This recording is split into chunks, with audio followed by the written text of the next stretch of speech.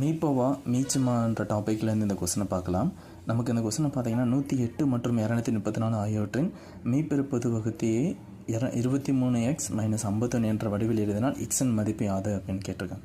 அது if the HCF of 108 and 234 is expressible of the form 23x - 51, then what is the value of x?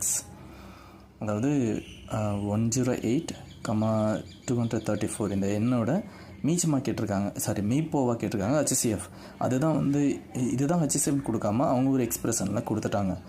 அதுதான் 23x - 51 அப்படின்ட்டு. Already நம்ம மீப்போவை கண்டுபிடிக்கணும்னா சொல்லியிருக்கோம். இந்த இப்போ 2 நம்பர் கொடுத்துருக்காங்கன்னா அதோட மீப்போவை கேட்டிருக்காங்க அப்படின்னா அதில் மிகச்சிறிய எண் எது அப்படின்ற மாதிரி பார்க்கணும்னு சொல்லியிருக்கு. இப்போ இதில் 108 தான் மிகச்சிறிய எண். இதை 2ஆல் டிவைட் பண்ணுங்கள், 59 கிடைக்கும். 59 நமக்கு இங்கே 234 டிவைட் பண்ணாது. அப்போது அது நமக்கு HCF கிடையாது. இதை அடுத்து 3ஆல் செக் பண்ணுங்கள். 3ஆல் செக் பண்ணிங்க அப்படின்னா இங்கே 3 டைம்ஸ் இருக்கும், 6. இதுவும் 36 234 டிவைட் பண்ணாது. அடுத்து 108 4ஆல் டிவைட் பண்ணுங்கள். டிவைட் பண்ணிங்கன்னா உங்களுக்கு இங்கே 27 கிடைக்கும். 27 234 டிவைட் பண்ணாது.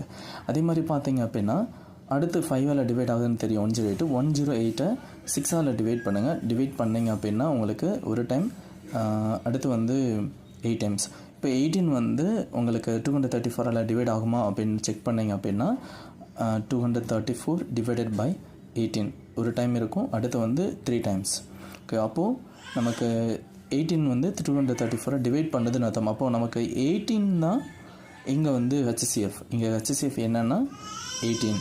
ஆனால் நமக்கு இந்த HCF கேட்கல. இந்த ஃபார்மில் எக்ஸுக்கு என்ன வேல்யூ சப்ஸ்டிட்யூட் பண்ணால் எனக்கு 18 கிடைக்கும் அப்படின்னு கூட சொல்லியிருக்காங்க. இப்போ ஆப்ஷன் ஏ எடுத்தோம் அப்படின்னா 3 இருக்குது. அப்போ 23 × 3 பண்ணோம் அப்படின்னா நமக்கு என்ன கிடைக்கும் அப்படின்னா 69 கிடைக்கும். 69 - 51 பண்ணிங்க அப்படின்னா 18 கிடைக்குதா? அப்போ எக்ஸோட வேல்யூ 3ஆக இருந்துச்சு அப்படின்னா எனக்கு அவங்க சொன்ன HCF 18 கிடைக்கணும்னு அர்த்தம். அவ்வளோதாங்க. பெருசாக இது போன குரூப் 4ல் கேட்ட கொஸ்டின் இது. இவ்வளோ தாங்க. இவ்வளோ ஈஸி தான் இது.